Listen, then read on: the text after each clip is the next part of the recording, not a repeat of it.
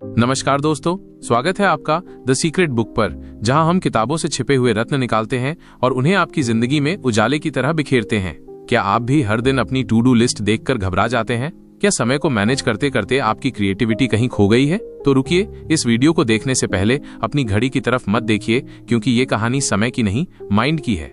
आज हम बात करने जा रहे हैं एक ऐसी किताब की जो आपके सोचने का तरीका बदल सकती है। किताब का नाम है mind management not time management, और ये सिर्फ एक प्रोडक्टिविटी बुक नहीं है, ये एक माइंडसेट रेवोल्यूशन है। ये किताब हमें सिखाती है कि सक्सेस का रास्ता घड़ी की टिक टिक से होकर नहीं, हमारी सोच की दिशा से होकर गुजरता है। जब आप अपनी क्रिएटिविटी को सही समय नहीं बल्कि सही मानसिक अवस्था में इस्तेमाल करते हैं, तभी असली प्रोडक्टिविटी जन्म लेती है। ये वीडियो आपको ले जाएगा एक ऐसे सफर पर जहां आप जानेंगे कि कैसे अपने दिमाग को मैनेज करके आप कम समय में ज्यादा इंपैक्टफुल काम कर सकते हैं, वो भी बिना थके, बिना फंसे। तो जुड़े रहिए, क्योंकि अंत तक आपको मिलेंगी ऐसी इंसाइट्स जो आपकी लाइफ और करियर दोनों को एक नए लेवल पर ले जा सकती हैं। Chapter 1, your mind is your most valuable resource. Time management एक ऐसा शब्द जिसे हम सबने कहीं न कहीं सुना है, अपनाया है और कभी कभी तो अपने असफल होने का कारण भी इसे ही मान लिया है। लेकिन सोचिए, क्या वाकई समय की कमी ही हमारी सबसे बड़ी समस्या है, या फिर कोई और चीज है जो हमारे सपनों और हमारी प्रोडक्टिविटी के बीच चुपचाप दीवार बनकर खड़ी है? इस कहानी की शुरुआत वहीं से होती है, एक ऐसे इंसान से जो हर सुबह समय से उठता है, टास्क लिस्ट बनाता है, घड़ी से रेस लगाता है और दिन खत्म होते होते खुद को थका हुआ, खाली और अधूरा महसूस करता है। उसे लगता है कि उसने समय को बखूबी मैनेज किया, लेकिन फिर भी उसका सबसे जरूरी काम अधूरा रह गया। क्यों? क्योंकि उसने समय को तो मैनेज किया, लेकिन अपने माइंड को नहीं। देखो, इंसान का दिमाग एक अद्भुत चीज है, लेकिन ये घड़ी की सुइयों से नहीं चलता। ये लीनियर नहीं होता, ये कभी भी एक एक्सेल शीट की तरह काम नहीं करता। इसमें आइडियाज का तूफान कभी सुबह 5 बजे आ सकता है, तो कभी रात के 1 बजे। कभी इंस्पिरेशन अचानक कैफे में बैठते हुए मिलती है और कभी नहाते हुए। और यही अनप्रेडिक्टेबिलिटी ही हमारी सबसे बड़ी ताकत है, बशर्ते हम इसे समझें। लेकिन क्या हम समझते हैं? नहीं। हम अपने दिमाग को एक मशीन मान लेते हैं, एक ऐसा यंत्र जो 9 से 5 के बीच बटन दबाते ही आउटपुट देगा। पर असल में हमारा दिमाग एक जंगल की तरह है। इसमें कुछ रास्ते तो साफ हैं, लेकिन कई आइडियाज ऐसे भी होते हैं जो घने पेड़ों के बीच छिपे होते हैं, और उन्हें खोजने के लिए वक्त नहीं, एक खास माहौल चाहिए, एक खास मानसिक अवस्था। अब जरा सोचिए, क्या एक लेखक सिर्फ 10 बजे से 11 बजे तक लिख सकता है? क्या एक साइंटिस्ट डिस्कवरीज को शेड्यूल कर सकता है? नहीं, क्योंकि क्रिएटिविटी और डीप थिंकिंग किसी घड़ी के कहने से नहीं आती। दिक्कत यह है कि हमने प्रोडक्टिविटी का मतलब सिर्फ ज्यादा काम करना समझ लिया है, लेकिन सच्चाई यह है कि सबसे मूल्यवान काम वो होता है जो सबसे कम समय में सबसे गहरी सोच से निकले। और वो सोच आती है जब आपका माइंड फ्री होता है, जब आप माइंड को मैनेज करते हैं, ना कि कैलेंडर को। जब आप सुबह उठते हैं तो आपके पास लिमिटेड एनर्जी होती है, एक सीमित क्रिएटिव शक्ति। अब सवाल यह है, क्या आप उस शक्ति को ईमेल स्क्रॉल करने में खर्च करेंगे, या किसी ऐसे विचार को जन्म देने में जो आपकी जिंदगी बदल सकता है? बहुत से लोग कहते हैं मेरे पास टाइम नहीं है, लेकिन सच्चाई ये है कि उनके पास मेंटल क्लैरिटी नहीं है। क्योंकि जब आपका माइंड थका होता है, भले ही आपके पास पूरा दिन क्यों न पड़ा हो, आप कुछ क्रिएट नहीं कर सकते, कोई ब्रेक थ्रू नहीं होगा, कोई मोटिवेशन पैदा नहीं होगा। इसलिए असली एसेट है आपका माइंड। वो माइंड जो शांत हो तो चमत्कार कर सकता है, लेकिन डिस्ट्रैक्ट हो जाए तो दिन भर व्यस्त रहता है, बिना कुछ इम्पैक्टफुल किए। ये समझना जरूरी है कि हम सबके पास दिन के 24 घंटे हैं, लेकिन फर्क सिर्फ इस बात का होता है कि कोई उसे अपने दिमाग की हाईएस्ट क्वालिटी थिंकिंग के लिए इस्तेमाल करता है, और कोई उसे टूटी फूटी मीटिंग्स और नोटिफिकेशन में गंवा देता है। जिस दिन आपने इस सच को पकड़ लिया, उस दिन आपकी जिंदगी एक नए मोड़ पर आ जाएगी। उस दिन आप सिर्फ बिजी नहीं होंगे, बल्कि पर्पसफुल होंगे। और यही है माइंड मैनेजमेंट का जादू। अब कल्पना कीजिए, अगर आप हर दिन अपने सबसे क्रिएटिव, सबसे फोकस्ड माइंडसेट में 1 घंटा दे सकें उस काम को जो सच में आपकी जिंदगी बदल सकता है, तो क्या आप वही इंसान रहेंगे जो कल थे? नहीं। आपका ध्यान, आपकी ऊर्जा, आपकी सोच, ये तीनों मिलकर वो निर्माण कर सकते हैं जो कोई टाइम टेबल कभी नहीं कर सकता। तो अगली बार जब आप अपने दिन की प्लानिंग करें, तो सिर्फ ये मत सोचिए कि मुझे क्या करना है, सोचिए मेरा माइंड किस समय सबसे ज्यादा जागरूक, शांत और क्रिएटिव होता है, क्योंकि वहीं से शुरू होती है असली प्रोडक्टिविटी की कहानी। Chapter 2, work the way your mind works. सुबह के 9 बजे हैं, कॉफी की हल्की खुशबू कमरे में फैली हुई है, लैपटॉप खुल चुका है, सामने टास्क लिस्ट है, एकदम साफ और सटीक। लेकिन दिमाग, वो तो जैसे कहीं और ही है। आपको लिखना है, लेकिन ख्याल बिखरे हुए हैं। आप ध्यान लगाना चाहते हैं, लेकिन एक अजीब सी बेचैनी आपको घेर रही है। आप सोचते हैं, क्यों नहीं हो पा रहा मुझसे काम? तो जवाब है, क्योंकि आप अपने दिमाग के खिलाफ काम कर रहे हैं, ना कि उसके साथ। देखिए, हमारा माइंड कोई मशीन नहीं है जो आप जैसे ही ऑन करेंगे और वो आउटपुट देने लगेगा। ये एक नदी की तरह है, बहाव में होता है, दिशा बदलता है, रुकता है और कभी कभी तूफान भी लाता है। और इस नदी में तैरने के लिए आपको उसकी लय को समझना होगा। लेकिन अफसोस ये है कि हमने खुद को एक रिजिड स्ट्रक्चर में बांध लिया है। सुबह 9 से 11 ये करना है, 11 से यहन वो करना है, एकदम मैकेनिकल, जैसे हम इंसान नहीं कोई असेंबली लाइन के वर्कर हों। लेकिन माइंड की क्रिएटिविटी वो तो इस समय सारणी से परे होती है। कभी कभी जब आप शावर ले रहे होते हैं तो एक अद्भुत आइडिया आता है। कभी नींद से ठीक पहले दिमाग ऐसा चमकता है कि आप खुद हैरान हो जाते हैं। तो सवाल उठता है, अगर माइंड इतना अनप्रेडिक्टेबल है तो हम इससे काम कैसे करवाएं? जवाब है, जब माइंड जैसा चल रहा हो वैसा ही काम दो।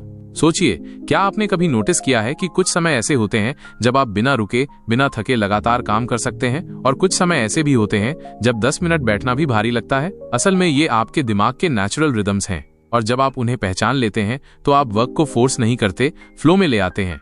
मान लीजिए आप एक लेखक हैं। अगर सुबह 7 बजे आपकी सोच गहरी होती है तो उस समय आप ईमेल क्यों चेक कर रहे हैं? क्यों नहीं उस समय उस नॉवेल पर काम कर रहे हैं जो महीनों से अधूरी है?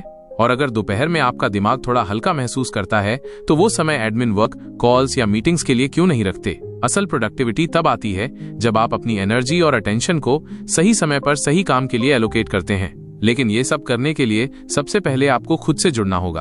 आपको ये समझना होगा कि आपका माइंड कैसे काम करता है, उसका नेचुरल पैटर्न क्या है, कब वो इमेजिन करता है, कब वो ऑर्गेनाइज करता है, कब वो रिलैक्स चाहता है।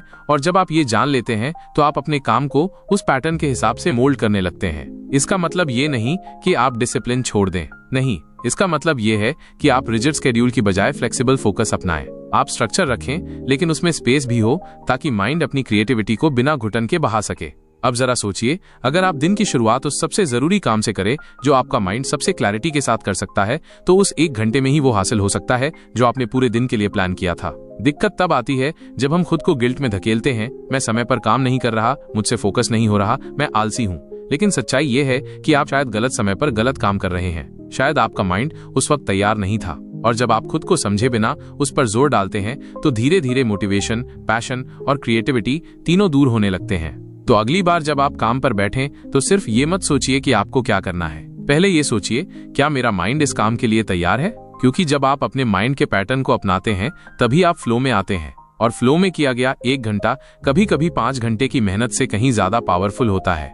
आज का समय उस युग का नहीं रहा जहां प्रोडक्टिविटी बस टाइम ब्लॉकिंग से हासिल हो। आज का युग है अवेयरनेस का, सेंसिटिविटी का और अंडरस्टैंडिंग का। आपके माइंड की रिदम वही असली क्लॉक है। उसे समझिए, उसे सुनिए और फिर उसके साथ काम कीजिए। Chapter 3, manage your mental energy. क्या आपने कभी ऐसा महसूस किया है कि क्यों कुछ दिनों में हम बिना थके घंटों तक काम कर लेते हैं और कुछ दिनों में एक छोटा सा काम भी पहाड़ जैसा लगने लगता है? घड़ी की सुइयों के हिसाब से तो दोनों ही दिन 24 घंटे के थे, फिर फर्क कहाँ था? फर्क था मेंटल एनर्जी में। समय तो सबके पास बराबर होता है, लेकिन मानसिक ऊर्जा वो हर दिन बदलती रहती है। और यहीं से शुरू होती है एक ऐसी सच्चाई जो हमारी प्रोडक्टिविटी की जड़ है। हमारा माइंड काम तभी करता है जब उसमें ऊर्जा होती है।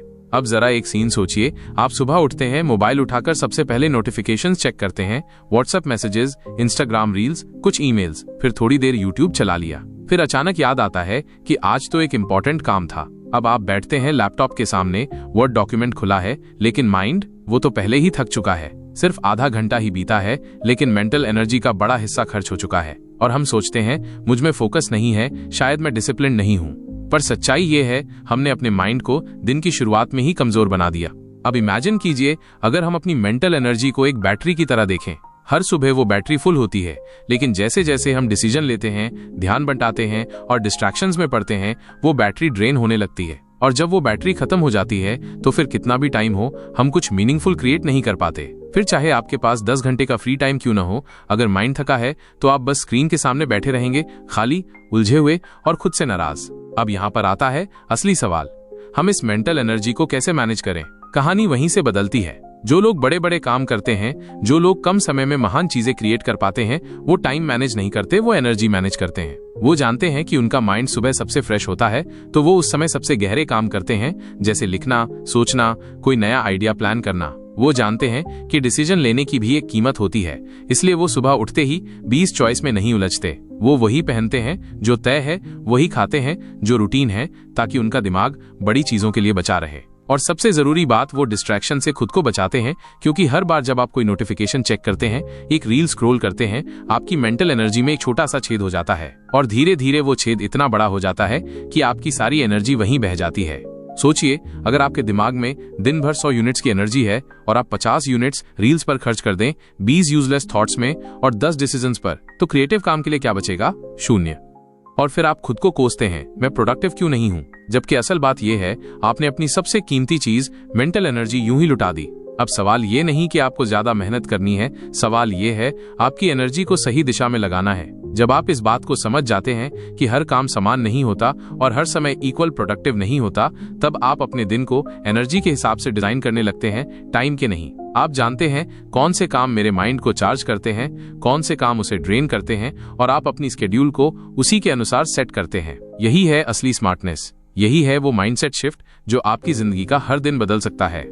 अब सोचिए, अगर आप हर दिन के पहले 2 घंटे अपनी सबसे फ्रेश मेंटल एनर्जी अपने सबसे जरूरी काम में लगाएं, तो अगले कुछ महीनों में आप क्या क्या अचीव कर सकते हैं। वो किताब जो सालों से अधूरी है, वो प्रोजेक्ट जो सिर्फ आइडिया बना रह गया, वो बिजनेस जो बस सोच में ही घूम रहा है, माइनस सब कुछ सच बन सकता है। लेकिन उसकी शर्त सिर्फ एक है, आपको अपनी मेंटल एनर्जी को टाइम से पहले समझना और संभालना होगा। क्योंकि समय तो सबके पास होता है, लेकिन उस समय में क्या करने की एनर्जी है, यही असली फर्क पैदा करती है। तो अगली बार जब आप मेरे पास समय नहीं है कहें, तो एक पल रुक कर पूछिए, क्या मेरे पास मेंटल एनर्जी है? क्योंकि वहीं से आपकी असली प्रोडक्टिविटी की शुरुआत होती है। Chapter 4, the idea system. सुबह के 4:30 बजे थे, बाहर अंधेरा छाया हुआ था और हर तरफ सन्नाटा था। लेकिन एक कमरे में एक छोटी सी रोशनी के नीचे बैठा एक इंसान अपनी नोटबुक पर पेन चला रहा था। उसका चेहरा शांत था, लेकिन आंखों में कुछ अलग चमक थी, मानो अभी अभी किसी अदृश्य खजाने का नक्शा हाथ लगा हो। वो खजाना क्या था? एक आइडिया। हमें अक्सर लगता है कि आइडिया एकदम से आते हैं, जैसे कोई बिजली चमकी और दिमाग में स्पार्क हो गया। लेकिन सच्चाई ये है कि आइडिया कोई जादू नहीं, एक सिस्टम से निकलते हैं। एक ऐसा सिस्टम जो धीरे धीरे चुपचाप अंदर ही अंदर काम करता रहता है, और जब आप इसे समझ लेते हैं तो आप क्रिएटिविटी को इंतजार नहीं करते, उसे लगातार जगाते हैं। अब सोचिए, दुनिया की सबसे बड़ी किताबें, सबसे बड़े इन्वेंशंस, सबसे शानदार बिजनेस आइडियाज, क्या ये सब अचानक किसी एक पल में सामने आए थे? नहीं।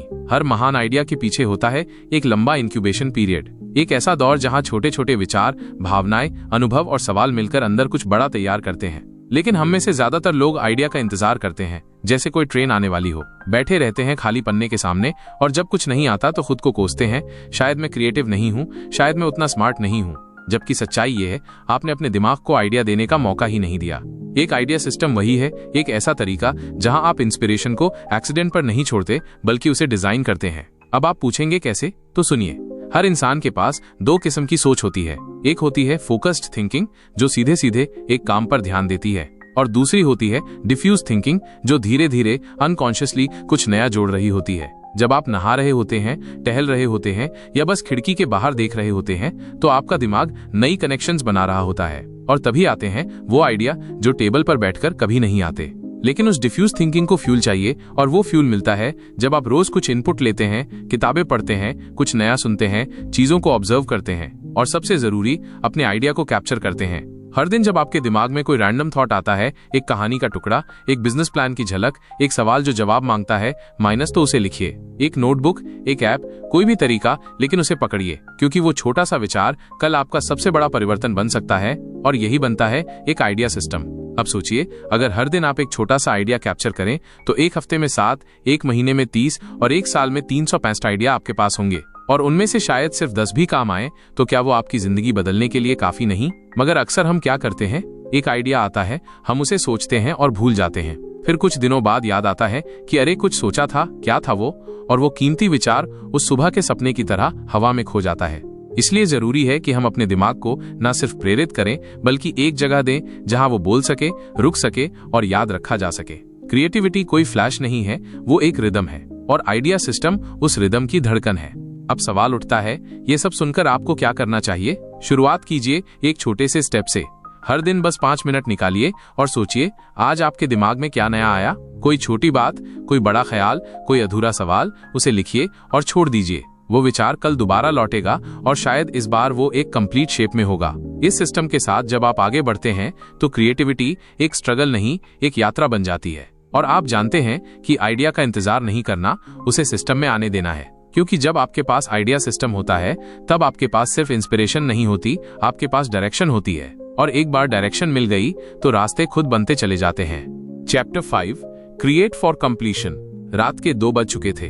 कमरे में सिर्फ टेबल लैंप की पीली रोशनी थी, और सामने रखी नोटबुक में आधे लिखे हुए पन्ने जैसे किसी अधूरी कहानी का इंतजार कर रहे हों। एक आर्टिस्ट की जिंदगी में सबसे बड़ी लड़ाई कभी इंस्पिरेशन के लिए नहीं होती, वो होती है कंप्लीशन के लिए।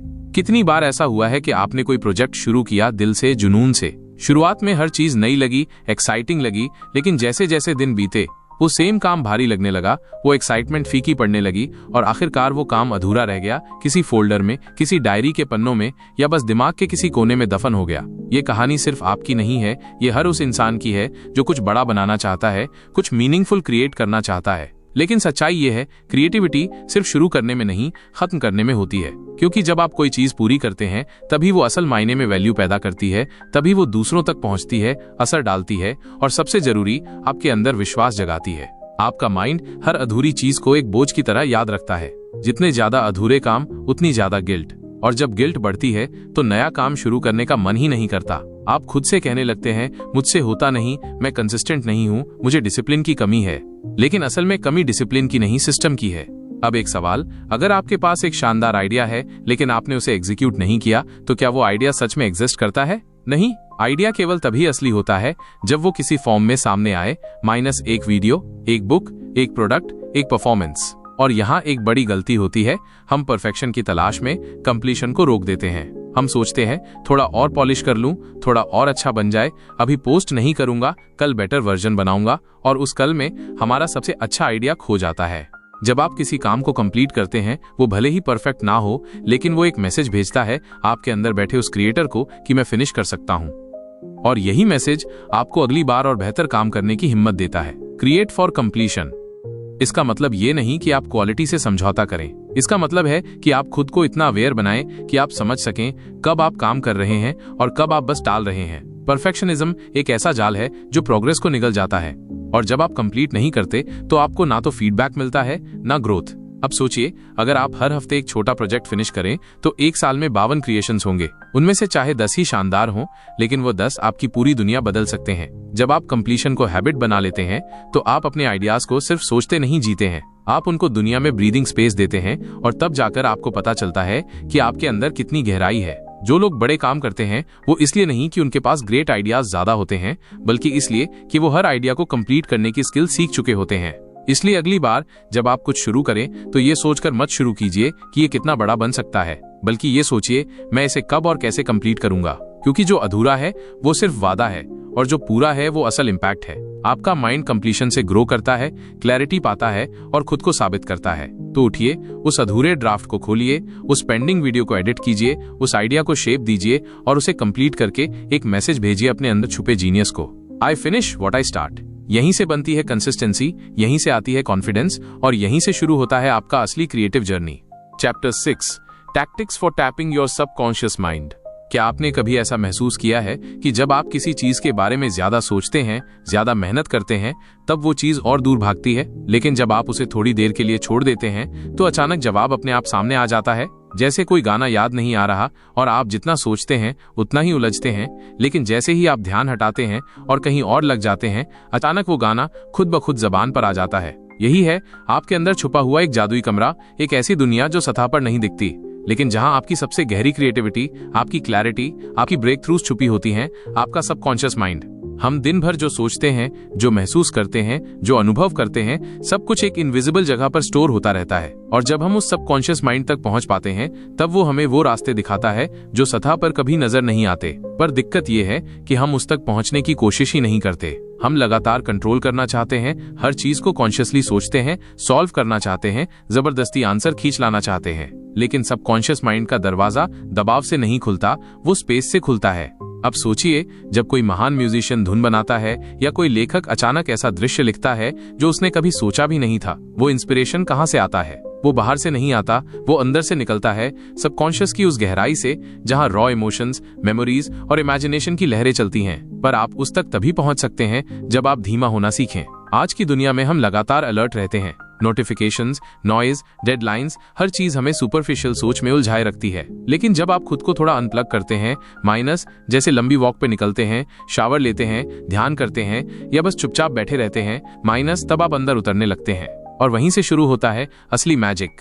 सबकॉन्शियस माइंड को एक्टिवेट करने के कुछ खास तरीके हैं, जैसे स्लीप के पहले अपने दिमाग में एक सवाल डाल देना, जैसे कोई मुश्किल समस्या जिसे आप हल नहीं कर पा रहे, उसे सोने से ठीक पहले सोचिए, लेकिन जवाब मत तलाशिए। फिर अगली सुबह आप पाएंगे कि दिमाग कुछ अलग दिशा में सोच रहा है। कभी कभी तो उठते ही ऐसा क्लैरिटी भरा जवाब मिलेगा जो आपने एक्सपेक्ट भी नहीं किया होगा। इसे कहते हैं letting your mind work while you are not watching. कई बार ऐसा भी होता है कि आप किसी चीज पर हार्ड फोकस करने की बजाय उसे बैकग्राउंड में रख देते हैं और आपका सबकॉन्शियस उस पर क्वाइटली काम करता रहता है। एक और तरीका है फ्री राइटिंग। सुबह उठकर बिना रुके, बिना सोचे, बस 10 मिनट तक जो भी मन में आए उसे कागज पर उतारना। शब्दों को सेंसर मत कीजिए, बस उन्हें बहने दीजिए। कई बार उस केस में से एक लाइन ऐसी निकलती है जो आपकी सोच को हिला देती है। कभी कभी जब आप अपने कॉन्शियस माइंड को हटाते हैं, तभी सबकॉन्शियस को बोलने का मौका मिलता है। और ये जरूरी क्यों है? क्योंकि दुनिया के सबसे इम्पैक्टफुल आइडियाज, सबसे गहरे समाधान और सबसे पावरफुल आर्ट लॉजिक से नहीं आते, वो डेप्थ से आते हैं। वो उस लेवल से आते हैं जहां रीजनिंग नहीं, इंट्यूशन काम करता है। और वो इंट्यूशन हर इंसान में होता है, लेकिन हम में से ज्यादातर लोग उसे एक्सेस नहीं करते क्योंकि हम उसे सुनने के लिए कभी चुप ही नहीं होते। आपका सबकॉन्शियस माइंड किसी टेम्पल की तरह है। वहां जाना है तो आउटसाइड नॉइज बंद करनी होगी। आज आप जो प्रॉब्लम सॉल्व नहीं कर पा रहे, जो डिसीजन नहीं ले पा रहे, जो आइडिया नहीं ढूंढ पा रहे, सबका जवाब शायद आपके अंदर ही मौजूद है। बस आपको वो दरवाजा खटखटाना है। अपने सबकॉन्शियस से जुड़ने का मतलब है अपने सबसे इंटेलिजेंट वर्जन से जुड़ना, उस वर्जन से जो बोलता नहीं लेकिन जानता सब कुछ है। तो अगली बार जब आपको लगे कि जवाब नहीं मिल रहा, रास्ता नहीं सूझ रहा, तो रुकिए, चुप हो जाइए, थोड़ा पीछे हटिए और देखिए क्या अंदर से कुछ आ रहा है। क्योंकि जब आप अंदर की आवाज सुनना शुरू करते हैं, तब आप बाहर की दुनिया को एक नए नजरिए से देखना शुरू करते हैं। निष्कर्ष तो दोस्तों, अगर आप भी अपनी क्रिएटिविटी को सिर्फ दिमाग के लॉजिक से नहीं, बल्कि दिल की गहराई और सबकॉन्शियस की ताकत से जगाना चाहते हैं, तो वक्त है खुद से जुड़ने का। अब वक्त है बाहर की आवाजों से थोड़ा हटकर अंदर की खामोशी को सुनने का। क्योंकि जो जवाब आप बाहर ढूंढ रहे हैं, वो शायद आपके ही अंदर किसी शांत कोने में आपकी सुनने की प्रतीक्षा कर रहे हैं।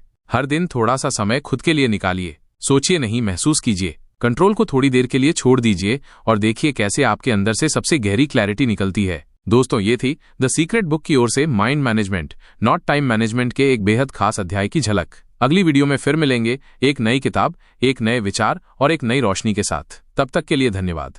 क्या आप अपने माइंड के पैटर्न्स को जानने के लिए तैयार हैं?